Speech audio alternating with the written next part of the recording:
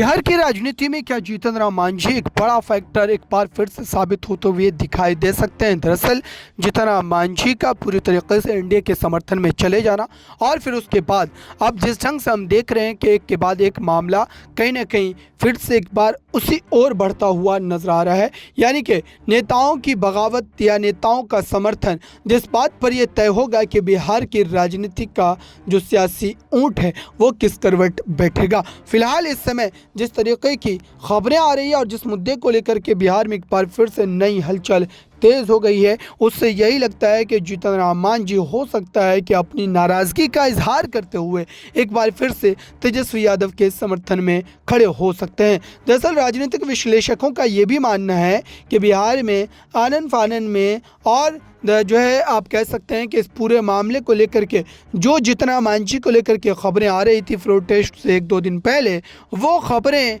बिल्कुल सच थी, उसमें सच्चाई थी, लेकिन उसके बावजूद भी बीजेपी ने उन्हें मना लिया और फिर बिहार में सत्ता जो है वो पूरी तरीके से सुरक्षित रही। लेकिन कब तक उन्हें मनाए रखा जाएगा ये एक बड़ा सवाल है, क्योंकि जीतन राम मांझी ऐसे नेता हैं जो बार बार अपने पक्ष को बदलते हैं और अपने आप को सर्वप्रथम रखते हैं। अपनी पार्टी के लिए जो है पदों को लेकर के, मंत्री बनाए जाने को लेकर के वो हमेशा से लगातार बयानबाजी करते रहे। तो इस पूरे मुद्दे को लेकर के एक बार फिर से इस तरीके की चर्चाएं आम होनी शुरू हो गई है। क्या जीतन राम मांझी एक बार फिर से पाला बदलने के मूड में नजर आ सकते हैं और क्या इस वजह से बिहार की सत्ता में एक बड़ा सियासी उलटफेर हमें देखने को मिल सकता है। फिलहाल इसको लेकर के कोई आधिकारिक बयानबाजी तो नहीं हुई है, लेकिन इतना तय है कि आने वाले कुछ दिनों में बिहार की राजनीति में एक बड़ी राजनीतिक घटना घटने की उम्मीद जताई जा रही है। इस पूरे मामले को लेकर के आधिकारिक तौर से अब तक